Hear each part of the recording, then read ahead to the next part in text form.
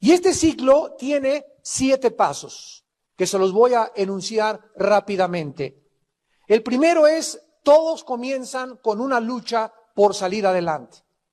Por ejemplo, en los Estados Unidos de Norteamérica llegaron los pioneros, 1525 al estado de Virginia, y lucharon, etcétera, etcétera, por salir adelante. Los imperios conquistan y luchan por seguir adelante. México se encuentra ahorita en un papel donde queremos comenzar a seguir adelante. Después de que comenzamos a abrirnos paso en la vida o en tu negocio, viene el segundo paso, que es la prosperidad.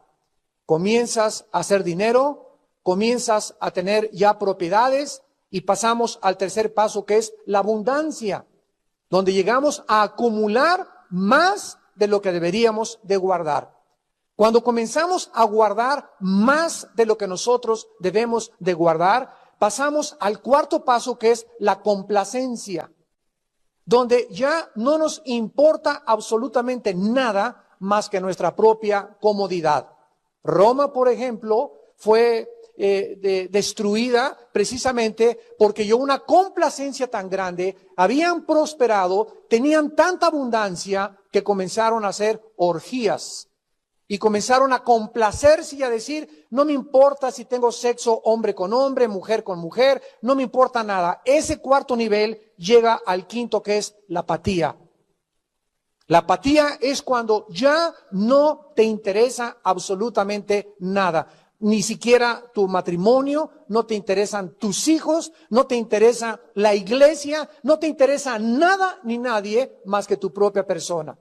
Los gobernantes que llegan a este nivel, donde es un gobierno apático, es cuando ya no les interesa ejercer el gobierno, donde ya dejan que la anarquía comience a levantarse en la nación y comiencen las revoluciones y comiencen los problemas sin que el gobierno intervenga por su apatía política. De ahí pasamos al sexto nivel, que es la inmoralidad. Siempre la inmoralidad será el lugar anterior o el paso anterior a la precipitación, a la espiral de la autodestrucción humana. Cuando el ser humano llega a la inmoralidad, cuando un imperio llega a la inmoralidad, cuando en una familia comienzan a entrar esa familia videos pornográficos y te complaces ya en ver esa película de vez en cuando y ya tienes un estado de complacencia y de apatía donde ya nada te mueve porque para ti es igual ver pornografía o no ver pornografía, es cuando te encuentras en la víspera de tu propia autodestrucción, que es la inmoralidad. Y el séptimo paso es el derrumbamiento espiritual, la caída espiritual. En el libro de los Efesios capítulo 4, de una forma rápida vamos a ver de qué forma se enuncia esta espiral tan grave que ha sucedido, repito, en las naciones como en los individuos y en las mismas familias. Dice en Efesios capítulo 4, versículo 17. Esto pues digo y requiero en el Señor, que ya no anden como los otros gentiles que andan en la vanidad de su mente, teniendo el entendimiento entenebrecido, ajenos de la vida de Dios, por la ignorancia que en ellos hay, por la dureza de su corazón, los cuales, y aquí comienza la espiral, después que perdieron toda sensibilidad, o sea, comenzamos a perder la sensibilidad, comenzamos a ser insensibles, se entregaron a lascivia para cometer con avidez toda clase de impureza. Esta espiral la repite otra vez Romanos capítulo 1, habiendo conocido a Dios, no le glorificaron como a Dios, se entregaron en sus pasiones vergonzosas. Y esto es precisamente lo que en esta mañana vamos a estudiar de una forma un poco más detenida en Isaías capítulo 5, versículo 8 en adelante. En el versículo del 8 al 10 encontramos el primer paso de esta espiral, que podríamos decir como el materialismo, la ambición o la advertencia contra la codicia. Ay de los que se juntan casa a casa y añaden heredad a heredad hasta ocuparlo todo. ¿Habitarán ustedes solos en medio de la tierra? Dice el Señor. Muchas personas en los tiempos de Israel, comenzaron a amasar fortunas comprando propiedades rentables y tierras que pudieron ellos después vender. Y comenzaron a creer que mientras compraban un terreno, y ahora quiero otro terreno, y ahora quiero otra casa, cada casa que compraban les hacía experimentar un sentimiento falso de seguridad, que es lo que los bienes materiales y lo que el dinero le producen al ser humano. Recordemos aquí en este momento que no es pecado ser rico. No es pecado que seas dueño del castillo de Chapultepec. Lo que es pecado es que si tienes 10 propiedades, no le des por lo menos el 30 o el 40% de tus propiedades a la obra de Dios. Eso es lo que es pecado, que comiences a amontonar y a guardar más de lo que debes de guardar. Si ganas $1,000,000 al mes de salario, no es pecado, mientras le des $300,000 a la obra de Dios. Yo conozco grandes millonarios en Estados Unidos que dan $600,000, o sea, no dan el diezmo, dan el 60%. Y Dios les aumenta el próximo año a $2,000,000. ¿Por qué? Porque Dios está buscando esos canales de personas que cuando reciben no lo guardan, sino que son canales que Dios usa para poder bendecir y poder engrandecer su reino en este mundo. Entonces, este es un mensaje contra la codicia, contra guardar más cosas y amontonar más cosas, aun cuando estas personas en los tiempos de Isaías estaban amontonando y significaba echar muchas veces a familias pobres de sus casas. Buscaban controlar edificios enteros y terrenos para después rentarlos y venderlos más caros. No les importaba desvestir a los pobres para vestirse ellos con más lujos. Otros adquirían tierras para edificar ranchos, granjas que les produjeran más dinero. En Jeremías capítulo 6, versículo 13, el profeta les dijo, así dijo Jehová, porque desde el más chico hasta ellos el más grande, cada uno sigue la avaricia, y desde el profeta hasta el sacerdote, todos son engañadores. Y vemos que este fenómeno se ve también, no solamente en el mundo, en los imperios, sino también en las iglesias. Así es.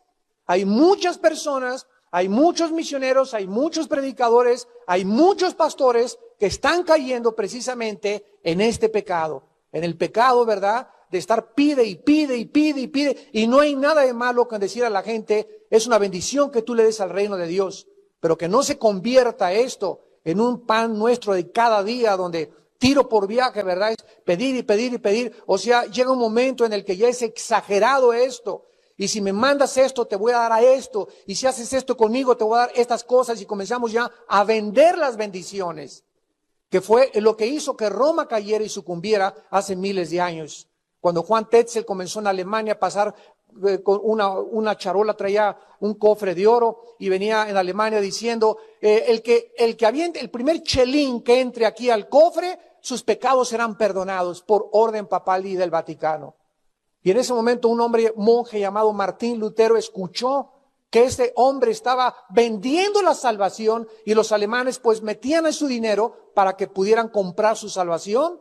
Fue lo que hizo que se enardeciera y por ello surgió lo que se conoce como la Reforma Protestante de 1525, que incendió Europa, ¿verdad? Y comenzó a levantarse la Biblia, como la Biblia es la palabra de Dios, la salvación no se vende, la salvación es gratis por la sangre de Jesucristo. Pero estamos nosotros también cayendo casi en el mismo pecado. Casi se está ya vendiendo la salvación. El otro día me llegaba un sobre que me decía, hermano Alducin, aquí le mandamos para que mande, y me decía 20, 40, 60, 80 o $100. Y le prometemos que si usted nos manda más de 40, estará usted en la lista de oración para librarlo de sus maldiciones. Bueno, ya se imaginarán la carta que les mandé, el correo que les mandé de respuesta. ¿Saben lo que les dije? Sin temor a engañar, les dije, como Sodoma han venido a hacer. Testifican hasta por la medio de las cartas sus pecados. Y les puse Jeremías 6:13, desde el más grande hasta el más chico, siguen la avaricia y la codicia. Pero desgraciadamente todos estos terratenientes y todas estas personas en tiempos de Isaías no acumulaban las riquezas con el propósito de ayudar a los necesitados o para llevar la palabra de Dios al mundo. Amasaban fortunas por codicia, por avaricia, para glorificarse con sus bienes materiales. A menos que, de acuerdo a la Biblia, una persona use su dinero para la gloria de Dios y para llevar el evangelio, esa persona rica se va a echar a perder tarde o temprano. Va a comenzar a ensoberbecerse, a enorgullecerse, a sentirse autosuficiente, complaciente, y está garantizado que va a acabar en la inmoralidad. En el Evangelio de Lucas, capítulo 12, el Señor Jesucristo hizo una fuerte, muy fuerte advertencia contra este pecado del materialismo. Y dice Lucas, capítulo 12, versículo 15, guardaos, dijo Jesucristo, de toda avaricia. Guardaos de toda avaricia, porque la vida del hombre no consiste en la abundancia de los bienes que posee. Tú no puedes construir tu vida alrededor de si tengo o no tengo, porque es muy inestable el dinero y los bienes materiales. Tú no puedes descansar y decir, alma mía, como a continuación les refiero una parábola de este hombre, muchos bienes tengo, ya tengo dinero en el banco, en petrobonos, en euros, ya tengo propiedades. Alma mía, descansa. Viene la apatía, la autocomplacencia, y no supo que esa noche, cuando él estaba diciéndose a sus adentros, descansa porque he descansado y tengo ya asegurado mi seguro social y mis 70 años de edad, esa noche iban a pedir su alma. Y cuando dice, vienen a pedir tu alma, no estaba hablando que iba a venir un ángel, sino que venía el diablo a decirle a Dios, porque cada vez que una persona se muere, dice la Biblia, el diablo y los demonios se presentan delante de Dios y le dicen, discúlpame, pero tenemos derecho legal sobre esa alma. Dios no puede agarrar un alma y arrebatársela al diablo, porque él trabaja en un reino de justicia y de juicio que es el cetro de su trono. Entonces, el diablo tiene derecho sobre tu alma cuando tu alma no es poseída por el Dios y poderoso y Jesucristo el Salvador. Entonces, a la hora de la muerte, vienen los demonios y saben que esa alma les pertenece a ellos. Y es lo que Jesucristo vino a decir, eres un necio, porque lo que has guardado, ¿para quién es? Así es el que hace tesoros para sí y no es rico para con Dios.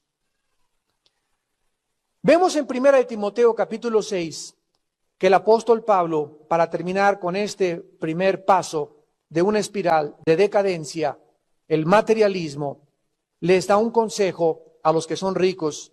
1 Timoteo 6:17.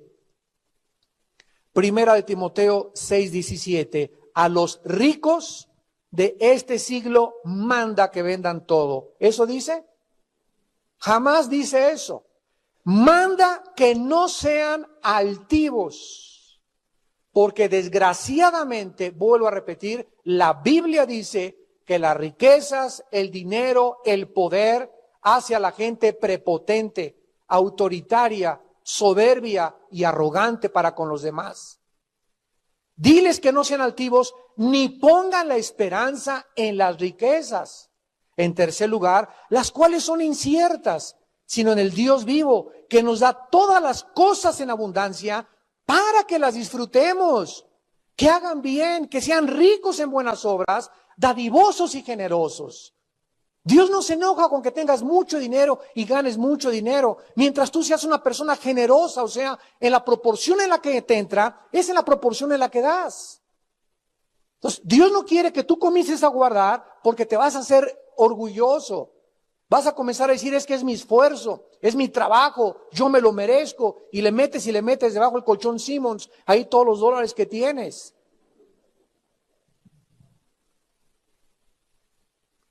Regresamos a Isaías y dice en el capítulo 5 de Isaías, versículos 9 y 10, 10 yugadas de viña producirán un bato y un homer de semilla producirá un efa. En otras palabras, Dios les hace una advertencia muy severa a estas personas codiciosas y avaras. Todo lo que ellos tengan serán asolados y quedarán algún día improductivos. En la misma forma en la que una persona puede decir en este día, alma mía descansa porque tengo todo, en una hora, en un minuto, en un segundo, Dios te puede quitar todo lo que tienes. Te puede venir de repente una embolia cerebral que te queda como, te convierte en estado vegetal hasta el día de tu muerte. Puede venir una catástrofe, puede venir un cambio, puede venir miles de cosas. Porque Dios dice que Él deshace como polilla lo que el hombre aprecia más. Las riquezas son inciertas. La vida del hombre no consiste en los bienes que tú posees. Si tú posees bienes, dale gracias a Dios, pero úsalos para la gloria de Dios, para que tengas todavía más bienes. En segundo lugar, dice la Biblia, hay de los que se levantan de mañana, versículo 11, para seguir la embriaguez. Este es el segundo símbolo o síntoma de decadencia espiritual. Esto incluye a todos los que abusan de cualquier sustancia tóxica, llámese drogas, pastillas, tranquilizantes, comida, sexo, cualquier cosa, dice en Romanos 6:16, cualquiera que se deja dominar por algo, se hace esclavo de aquello por lo cual estás tú dominado. Entonces Dios no quiere que seamos esclavos de nada. La comida te puede llegar a convertirse en un Dios y puedes ser adicto a la comida, adicto al sexo, adicto al alcohol, adicto a las drogas, adicto a las pastillas tranquilizantes. Y Dios no quiere que tu vida gire alrededor de una esclavitud, porque siempre el que depende de algo es esclavo de aquel del cual tú dependes. Dios describe claramente que es importante que nosotros tengamos cuidado, porque actualmente es precisamente lo que todo mundo hace, y más en estas fiestas. Se ponen unas borracheras que se caen de la silla. Dice en el versículo 13, mi pueblo fue llevado porque no tuvo conocimiento, y su gloria pereció de hambre, y su multitud se secó de sed. Esto significa que después de que Jerusalén había comenzado a comportarse de una forma codiciosa y una forma materialista, comenzaron a un estado de complacencia, a alcoholizarse, a emborracharse, porque creían que eran dueños del mundo. Y la Biblia dice, ¿cuántas personas adictas acaban perdiendo su familia, su trabajo, sus amigos, hasta su propia dignidad? Acaban perdiéndolo todo. ¿Y todo por qué? Porque nunca se imaginaron a dónde podría llevarlos esta adicción. Actualmente está muy de moda que si una persona tiene problemas de neurastenia o tiene problemas de esquizofrenia, o caes en las manos de un psiquiatra o de un psicólogo, escúchame con mucho cuidado, que no sea cristiano, caes en manos de la drogadicción. Hermano, es que por prescripción médica me estoy tomando 2 miligramos de Valium diarios, pero está controlado por el médico. No es cierto, no es cierto, no es cierto. En un mes te lo va a subir a 5 miligramos. En 4 meses te lo va a subir a 8 miligramos, porque el cuerpo va a pedir más y más y más. Viene la adicción química, físico-química en el cuerpo, donde el organismo ya necesita esa droga para funcionar. Y si no tienes los tranquilizantes, ya no eres tú. Y sin que te des cuenta, eres una drogadicta. Eres un drogadicto. Entonces no acuses a tu hijo de marihuano o de cocainómano cuando tú eres drogadicto o drogadicta de pastillas tranquilizantes. Ahora está de moda el Prozac para la depresión, el Ecuanil y todas estas drogas. Es interesante que la palabra fármaco, que se traduce farmacia, en el griego signifique brujería, hechicería. De ahí se tradujo la palabra hechicería en el griego, de la palabra que se usa para droga, para farmacia. Entonces tenemos que tener cuidado con las drogas tranquilizantes, las drogas que quieren calmar la depresión de la persona, porque los psiquiatras y los psicólogos, desgraciadamente, no pueden manejar a un neurasténico, a un maniático depresivo, a un psicótico, más que con tranquilizantes. No hay ninguna otra terapia que te pueda manejar más que la sangre de Jesucristo. Pero hemos abandonado totalmente la promesa de Dios de que tú puedes encontrar la paz, y Dios nos manda, por nada estén afanados, tú puedes tener tranquilidad, y la razón de tu intranquilidad, de tu neurosis no es más que espiritual, no es mental, no es psíquico tu problema. La raíz siempre es espiritual, porque el espíritu es la raíz de los tres componentes del ser humano. Somos un espíritu, tenemos un alma, vivimos dentro de un cuerpo. Entonces, si tú le metes al alma, a la mente, pastillas, y la mente comienza a acostumbrarse, el cuerpo lo va a pedir, y tu espíritu cada vez se va a marchitar más y más. Ay de los que hacen eso, dice el Señor, porque se van a secar, se van a marchitar, y jamás podrás llevar a cabo la obra de Dios en tu vida. Dice la Biblia en el libro de Lucas, Evangelio de Lucas 21:34, Lucas 21:34, Jesucristo hace esta advertencia: miren también por ustedes mismos, que vuestros corazones no se carguen de glotonería y embriaguez, y de los afanes de esta vida, y venga de repente sobre vosotros aquel día. Porque como un lazo vendrá sobre todos los que habitan sobre la faz de toda la tierra. Velad pues en todo tiempo, orando que seáis tenidos por dignos de escapar de todas estas cosas que vendrán y de estar en pie delante del Hijo del Hombre. En Romanos 13, versículo 13, el apóstol Pablo dice: andemos como de día honestamente, no en glotonerías y borracheras, no en lujurias y lascivias, no en contiendas y envidias. Vístanse del Señor Jesucristo y no provean para los deseos de la carne.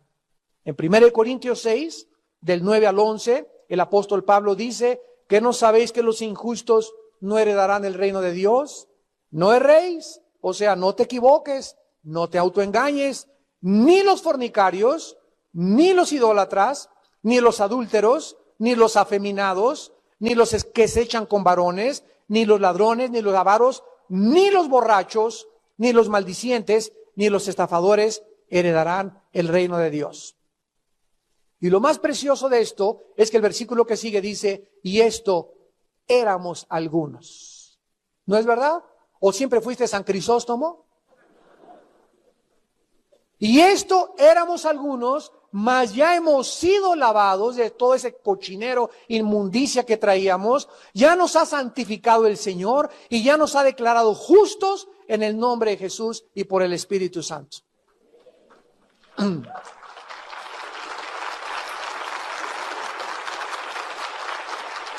En tercer lugar encontramos en Isaías 5 el tercer síntoma de decadencia nacional, familiar o individual. Y dice el versículo 18 y 19: ay de los que traen la iniquidad con cuerdas de vanidad y el pecado como con yundas de carret, los cuales dicen: venga ya, apresúrese su obra y veamos, acérquese y venga el consejo del Santo de Israel para que lo sepamos. En tercer lugar encontramos el cinismo ante el pecado. El cinismo ante el pecado. Es una advertencia contra todos aquellos que se burlan de las cosas santas, que se burlan de la Biblia, que se burlan del pecado, que se burlan de la sociedad. La mayoría de la gente está sumida profundamente en el pecado y en la maldad en que viven engañados. Donde quiera que viajan, donde quiera que pasean, enseñan sus cuerpos, llevan sus pecados, contaminan a todos a su alrededor.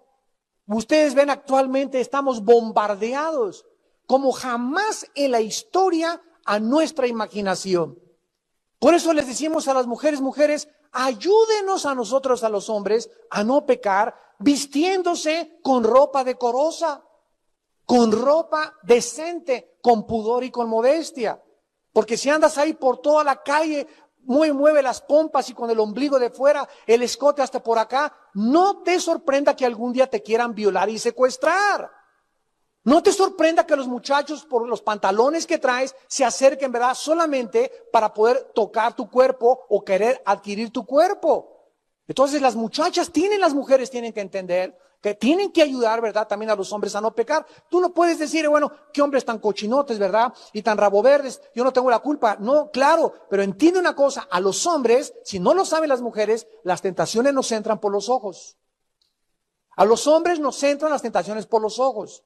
Y por eso nosotros estamos tratando de levantar las normas de santidad. Inclusive a las muchachas que bailaban aquí, les hemos dicho ya, los pantalones que van a usar, los van a usar los más aguados que puedan o se van a poner falda ya. Porque no se puede tolerar eso en la iglesia. Sin que nos demos cuenta, nos comenzamos a sumergir en un mare magnum de inmoralidad. Y no queremos nosotros jamás caer en esto. Queremos mantener las normas altas, porque desgraciadamente yo veo una muchacha, ¿verdad? Desde aquí abajo, y está, y dale, ¿verdad? Oye, aunque sea San Crisóstomo y Santa Teresita de Jesús, las tentaciones entran por los ojos. Entonces, necesitamos elevar las normas de la moral y entender eso. No debemos de prestar o hacer cosas en las que nuestros hermanos se tropiecen, se ofendan o se debiliten por el amor y la edificación del cuerpo de Cristo. Entonces, es importante que no seamos descarados, que no llegues al momento de, como los desfiles homosexuales, ahí desfilan en carretas en Reforma, semiencuerados, vestidos de mujeres, arrastrando como con yundas de carreta su pecado, diciéndole al mundo, sí soy que, y me da mucho gusto, y los reto a todos, y besándose enfrente de todos. Eso no se vale en la sociedad que vivimos. No se vale que mis hijos chiquitos vean ese espectáculo. No se vale que aunque ellos hagan eso, ¿por qué tienen que ofender a los demás? ¿Por qué tienen que afectar los derechos de las terceras personas? Que lo hagan encerrados ahí en su baño o en su tina o en su cueva donde se quieran meter, pero que no lo hagan afuera, pero se está permitiendo que se haga afuera. Hay de esas personas que son cínicas ante el pecado, dice el Señor. Como resultado, se burlan de Dios, de sus leyes, de sus caminos, de sus juicios, y rehúsan creer y niegan que habrá un día un juicio.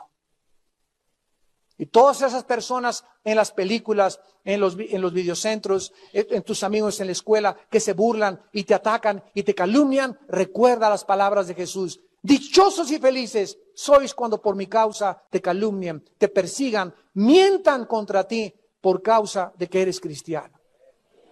Dichoso seas, no te desanimes, no te achicopales, no te amedrentes.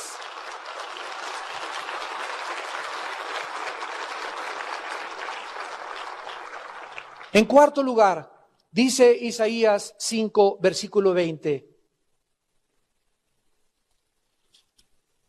Ay de los que a lo malo dicen bueno y a lo bueno malo, que hacen de la luz tinieblas y de las tinieblas luz, que ponen lo amargo por dulce y lo dulce por amargo. En cuarto lugar, vemos nosotros los valores relativistas. En otras palabras, advertencia contra aquellos que pervierten los valores de Dios. Nunca en la historia había existido tanta confusión como en el siglo que vivimos acerca de los valores de la moral. Es increíble en la televisión, los conductores de televisión, las conductoras de televisión presentan a personas totalmente degradadas, inmorales, pero como son artistas y como son famosos, les dan el derecho de opinar. A ver qué piensa Madonna de esto. ¿Y quién me va a venir a enseñar ella? ¿De qué cosa me va a enseñar ella? A ver, este cantante, pásele por acá. A ver, Michael Jackson, ¿qué opinas de la familia? Imagínense nada más. Esta confusión comenzó a reinar porque cuando una persona es codiciosa, cuando una persona se entrega a la adicción, cuando una persona comienza a burlarse y a entrar en la complacencia y entra en la apatía, comienza la confusión mental. Pierdes la brújula, pierdes la dirección del Espíritu Santo y a lo bueno le llamas malo y a lo malo le llamas bueno. En sus mentes dicen, nadie tiene derecho a decirme qué es bueno o qué es malo. Yo tengo la capacidad de decidir si esto es bueno o no es malo. Si esta muchacha me conviene o no me conviene. Si este muchacho me conviene o no me conviene. Si yo soy así o tengo ese estilo de vida. Si tú tienes tu vida, métete con tu vida. Déjame vivir mi vida. Esta es lo que se llama la filosofía relativista. Tú tienes tu verdad, yo tengo mi verdad. No hay verdades absolutas. Los nazis en la Segunda Guerra Mundial mataron a más de 6 millones de judíos y cuando fueron presentados en el juicio de Nuremberg en 1947-48, ellos comenzaron a argumentar de que habían obedecido las órdenes del Führer. Uno de los abogados, uno de los fiscales encargados americanos del caso en el juicio de Nuremberg, le dijo a uno de los jefes nazis, Bueno, pero cuando tú recibes una orden de la guerra de matar civiles y de masacrar al grado que ustedes hicieron, ¿qué acaso no tienes una conciencia o no tienes valores morales? Y este nazi le contesta y le dice, ¿qué cosa es el valor moral? ¿De qué me está usted hablando? Para ustedes los occidentales es pecado no hacer esto. Para nosotros los judíos eran ratones. Imagínense que el mundo llegue a este grado donde bueno, en México permiten la marihuana, en España permiten la marihuana, en México no. En Estados Unidos tienen estas leyes, en otro país no las tienen. Y cada nación, de acuerdo a su conceptualización y su perspectiva del gobierno y de la vida y de la moral y de la ética, comienza a establecer sus normas. Gracias a Dios que Dios es el legislador de la moral. Y si no tuviéramos una norma, un parámetro que es la Biblia, cada quien podría decir, papá, no te metas conmigo, déjame fumar marihuana, tú eres ateo, entonces ¿de qué me criticas de que yo sea drogadicto? ¿Qué es más pecado, ser ateo o ser marihuano? ¿Sobre qué plataforma vas a poder decirle a tu hijo, no hagas esto cuando tú eres peor que tu hijo? Papá, ¿por qué me criticas o mamá como me platicas si tú abandonaste a mi padre? Perdemos totalmente el piso. Dice en el Salmo 11, si los fundamentos fueran quitados, ¿qué haríamos los justos? ¿Sobre qué base podemos pararnos para decir esto tiene que ser así? Esto es lo que Dios nos dice. Nosotros no somos capaces de distinguir entre el bien y entre el mal. ¿Se acuerdan ustedes en el huerto del Edén? ¿Cuántos árboles había? Había 3. El árbol de la vida, el árbol de la ciencia, del bien y del mal, y los árboles frutales. Uno alimentaba el espíritu, el otro el alma y el otro el cuerpo. Pero les prohibió Dios acercarse al árbol del conocimiento, pero lo interesante es que no dice del mal, o sea, el árbol ponzoñoso. No, ese árbol tenía algo de bueno, del bien y del mal. ¿Por qué les prohibió Dios eso? Porque Dios no quería que el hombre, al comer de ese árbol, el hombre comenzara a decidir él qué es bueno o qué es malo. Eso es a lo que la humanidad fue arrastrada. Cuando pecamos, el hombre se separó espiritualmente de Dios y desde Adán hasta nuestros días, el hombre ha quedado a merced de un juicio equivocado, de una mente confusa, de pensamientos en tinieblas, donde a lo bueno le llamamos malo, a lo malo le llamamos bueno, donde no tenemos verdaderamente una claridad a menos de que tengamos la voz y la palabra de Dios en sus sagradas escrituras. Entonces Dios nos está diciendo en esta mañana que yo no tengo la capacidad de decir, es que para mí esto es bueno y esto es malo. ¿Quién soy yo para poder determinar qué es bueno, qué es malo? Es el Creador el que ha puesto el parámetro entre lo bueno y lo malo, las líneas divisoras, los márgenes, los estatutos para decirnos esto es lo que para mí es bueno y lo que para mí es malo. Y como nosotros no tenemos esta norma y no conocen la Biblia, entonces la gente llega a la Biblia y comienza a leer. Maten a todos los cananitas. ¡Qué Dios tan misericordioso! ¿Cómo puede mandar a los cananitas? Y no perdonen hombres ni mujeres, porque para nuestro concepto el matar es malo, pero Dios es el creador y como creador Él tiene la soberanía y el derecho y la prerrogativa de sus criaturas. Para nosotros no podemos matar y ejercer la justicia en nuestras manos porque no somos dioses. Yo no te creé. Si yo le quito la vida a un ser humano, le estoy robando la vida. Es un robo y es un asesinato. Robo porque le estoy robando la vida y asesinato porque lo estoy matando. Pero Dios tiene el derecho sobre su creación porque Él es el creador. Y se los puede llevar a través de un terremoto, a través de un tsunami, a través de una inundación, a través de una lluvia de meteoros. Dios puede llevarte al cielo a cualquiera de nosotros de la forma que a Él le dé la gana. Pero como para nosotros el morir es pecado y es falta de misericordia, acusamos a Dios de injusto porque no sabemos distinguir entre el bien y entre el mal.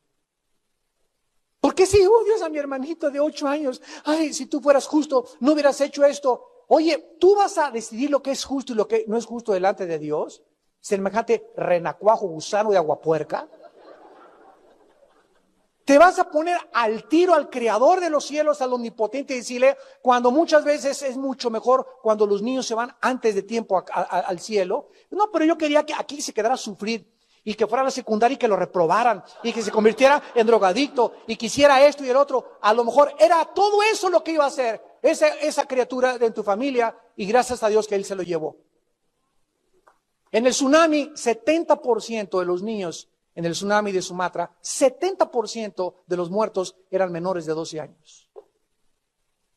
Y ante nosotros es una tragedia. Pero ¿cuántos de esos niños ya están en el cielo gracias al tsunami? Que si se hubieran quedado estarían en el infierno, pero hubiéramos estado más contentos nosotros que se quedaran. Hay de lo que a lo bueno le dicen malo y a lo malo le dicen bueno. Esto es algo tremendo porque lo estamos viviendo en los valores relativistas. Salomón en Proverbios capítulo 17. Esto México lo está viviendo ahorita. Dice en Proverbios 17, versículo 15, el que justifica al impío y condena al justo, ambos son igualmente abominables a Jehová. Imagínate nada más, condenar o justificar al impío, Barrabás, tú debes de vivir. Matemos al justo y crucifiquémoslo.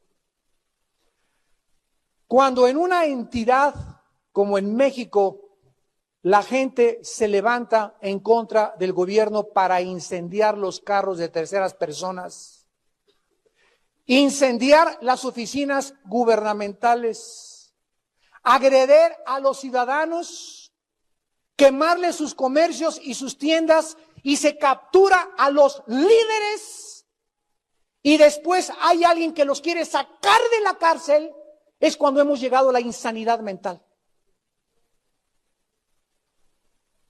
¿Cómo es posible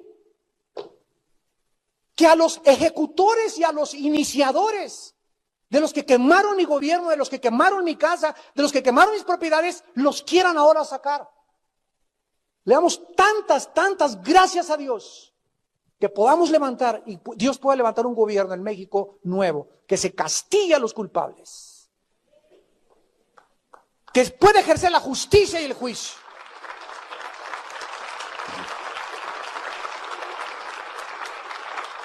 ¿Cómo podemos atrevernos a...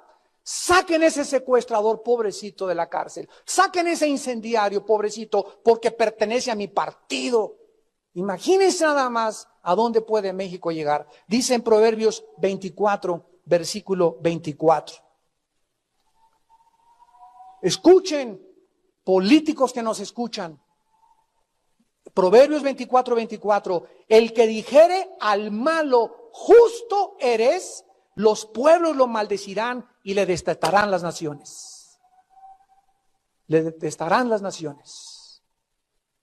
Cuando comenzamos ya a decirles a los malos que son víctimas y que debemos abogar simplemente por políticamente deben de salir, es cuando dice la Biblia, las mismas naciones y el mismo pueblo te va a maldecir.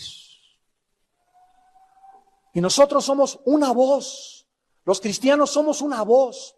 Ahora que estaba yo hace poco en Cristo para las Naciones en Estados Unidos, estaba dando una conferencia y se acercaron varios estudiantes conmigo. Yo creo que voy a impartir una clase de teología a partir del año que entra en Cristo para las Naciones, 1 hora a la semana, algo así. Me están invitando a dar una clase. Y me estaban diciendo los estudiantes, ¿cómo es posible que en México pueda haber esta decadencia de la justicia y esta corrupción de la justicia, donde ya a los malos se lo está sacando de la cárcel y donde ya no saben quiénes son los buenos y quiénes son los malos? Le dije, esto precisamente los llevé a Proverbios 24. Al malo le dicen justo, al justo le dicen malo. Los pueblos le maldecirán. Y debemos orar más que nunca, oremos. Yo le he dicho aquí a mi hermano Ismael que aquí los domingos, por favor, oremos por nuestro gobierno durante todo este tiempo. Oremos, mantengamos como iglesia levantémosle la mano a nuestro presidente. Yo no lo puse, tú no lo pusiste, lo puso Dios. Y dice en Romanos 13 que el que resiste a la autoridad acarrea condenación contra él mismo. La Biblia nos manda a someternos, no importa de qué partido hubiera sido, nos teníamos que someter al que Dios pusiera, pero si Dios puso ese, a ese nos sometemos, a ese defendemos, por él oramos y le levantamos las manos. porque es nuestra obligación y nuestra responsabilidad moral como cristianos.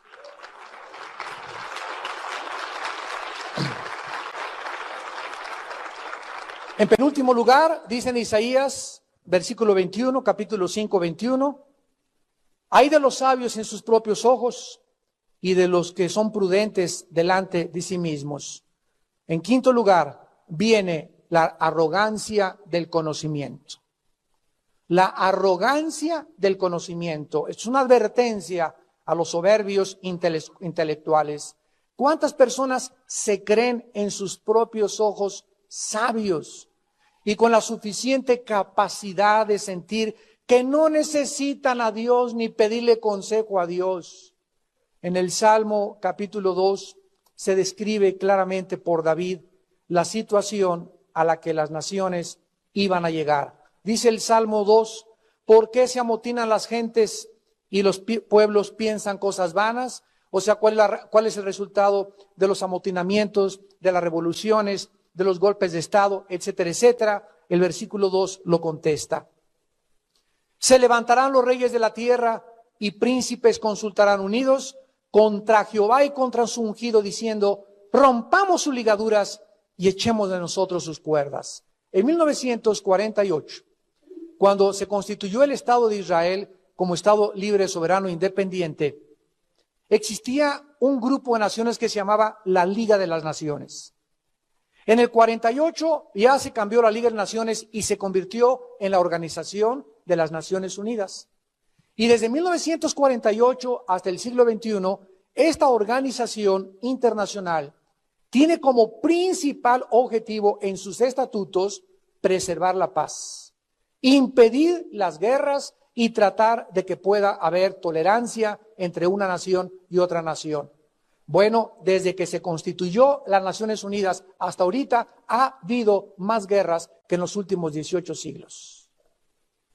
¿Cuál es el resultado cuando el ser humano cree que vamos a juntarnos todos los presidentes porque el licenciado es economista, el otro es doctorado en ciencias políticas, la otra persona es abogado de no sé qué tantas cosas, de la familia Merecumbé, y el otro es de los Richelieu, etcétera, etcétera? Vamos aquí todos a juntarnos y vamos en nuestra sabiduría, de acuerdo a lo que estudié en Harvard y de lo que estudié en los institutos europeos, a determinar el problema económico, el problema de la pobreza y resolver los problemas del mundo. Hasta ahorita las Naciones Unidas se han visto impedidas para darle ninguna solución al problema humano. ¿Por qué? Porque dice aquí, todo lo hacen entre ellos, conjuntándose entre ellos sin consultar a Dios.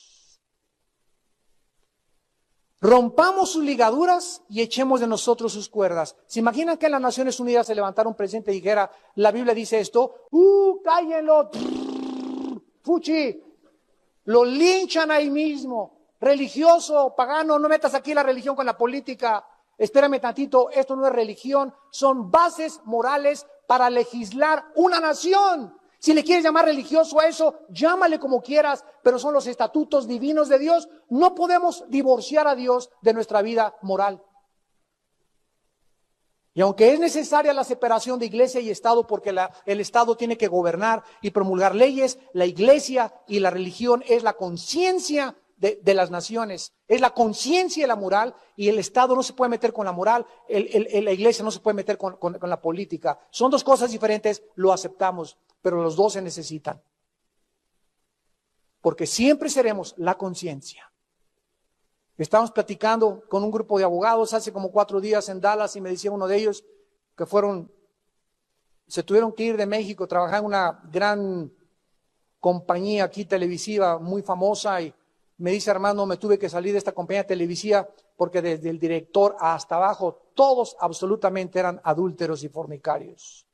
No entraba ninguna muchacha aquí a esta compañía de televisión sin que los directores no la tomaran como su amante. Estaba yo tan asqueado, me dice este muchacho abogado de 33 años, que tuve que renunciar porque eran unas fiestas, eran unas orgías. Es increíble la depravación que existe por todos lados. Increíble lo que le están haciendo a las muchachas para obtener trabajo. Dame tu cuerpo y te hago mi secretaria. Y esto es lo que Dios va a juzgar muy pronto en el mundo, porque no lo va a seguir tolerando. Sodoma no tenía Biblia. Y cuando Cristo apareció 3000 años después, le dijo a una ciudad, Corazín, si en Sodoma se hubieran hecho las cosas que yo hice con ustedes, quiero decirles algo, en el día del juicio voy a ser más tolerable con Sodoma que con ustedes. Escúchenme bien ustedes que están ahorita aquí sentados y los que nos ven por la televisión. De hace 2000 años a nuestros días, si Cristo le dijo eso hace 2000 años a esa generación, ¿qué nos dirá a nosotros que tenemos la Biblia, el Espíritu Santo y su muerte en la cruz? ¿Cómo nos va a juzgar Dios a nosotros? 1000 veces más que a los mismos sodomitas, que a las mismas ciudades que Cristo condenó, porque nosotros hemos recibido todo el consejo y toda la revelación y tenemos su palabra completa. Por eso dice la Biblia, por tu corazón endurecido amontonas ira para el día de la ira. Es tiempo de arrepentirse. Es tiempo de volverse a Dios.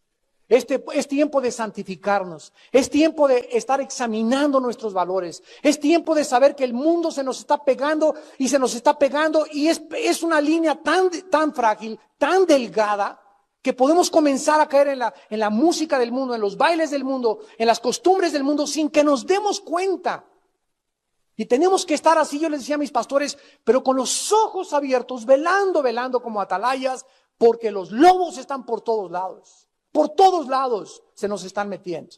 Y nosotros somos responsables de la preservación de las almas de ustedes. Hay de los que se ensoberbecen por el conocimiento. Hay de aquellos que creen que no necesitan la palabra de Dios para ser papás, para ser esposos, para ser hijo, para tener un noviazgo. Ay de ti si no tomas en cuenta en tu noviazgo a Dios. Ay de ti. Porque lo más seguro es que si te casas, te vas a casar por pasión o equivocadamente. Y escúchame, tu matrimonio va a ser un infierno. Y si te casaste, te amolaste. Y finalmente, dice el versículo 22 y 23 de Isaías, hay de los que son valientes para beber vino y hombres fuertes para mezclar bebida, los que justifican al impío mediante cohecho y al justo quitan su derecho. Tenemos en último lugar la última manifestación de la decadencia de una nación y se llama la corrupción de la justicia. La corrupción de la justicia. Muchas personas, aquí se combinan dos cosas, el machismo con la corrupción. Muchas personas beben para envalentonarse, para sentirse machos, parranderos y jugadores.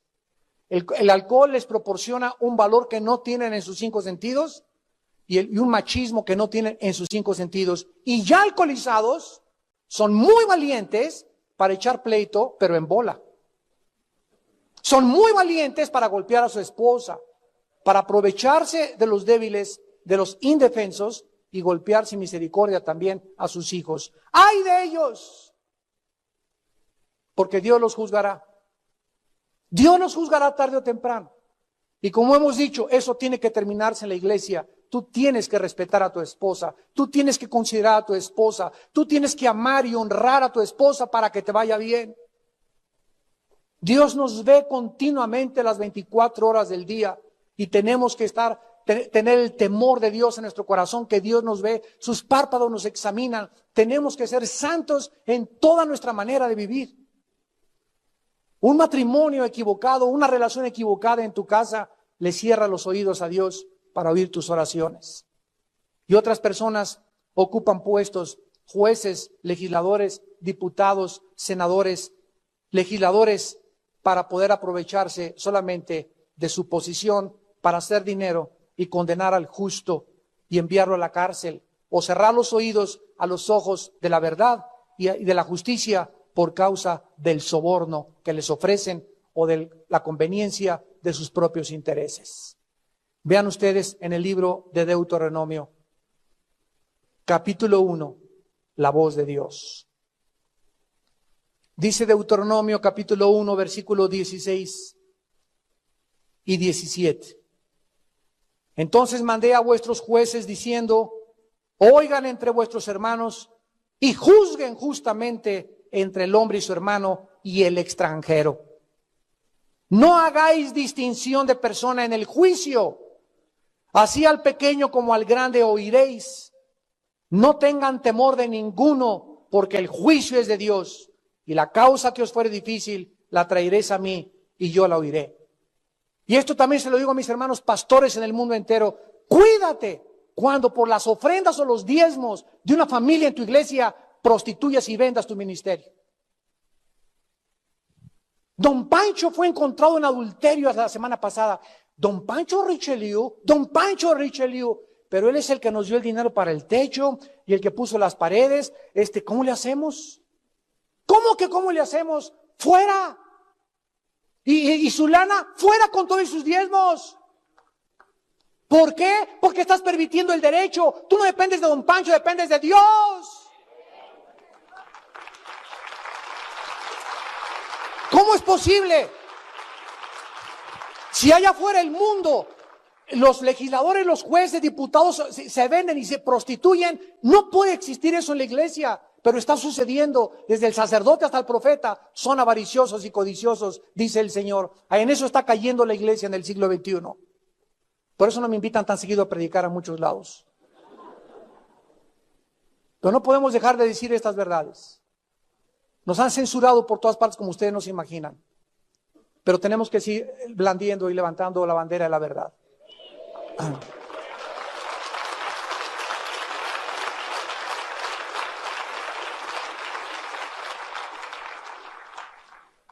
No podemos nosotros creer que al venderse por dinero podamos seguir en el ministerio. O por conveniencia. O porque es mi primo. O porque ni siquiera mi hermano o mi propio hijo.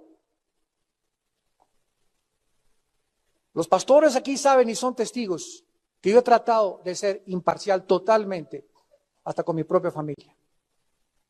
No me importa que sean miembros de mi familia, mis propios hijos los he disciplinado, porque no quiero que me pase lo que le pasó a Elí, que por no estorbar a sus hijos, su casa fue declarada condenada y juzgada por Dios. Ya si tu hijo quiere agarrar carretera, que la agarre, pero tú estórbalo, todo lo que puedas. Si tu hijo se quiere casar por otra religión, que se case, pero tú no vas a su boda. Te digo y te amo, pero no puedo participar. Tanto mata el que mata la vaca como el que estira la pata, hijito. El día que quieras venir con un consejo, pero no quiero decirte que no estoy de acuerdo con tu matrimonio. Y si te quieres casar con un pagano, cásate, pero yo no cuentes conmigo. ¿Por qué? Porque estás violando a Dios. Estás en rebelión contra Dios. Yo no puedo apoyarte porque tengo que escoger entre tú y Dios. Y me amaréis a mí con todo el corazón y con todas vuestras fuerzas, dice el Señor. Y sobre todas las cosas. Y si amas más a tus hijos, a tu hermano, a tu esposa que a Dios, no eres digno de seguir a Jesús. Es un llamado que nos hace Dios a la santidad y a una entrega incondicional de nuestro corazón a su servicio.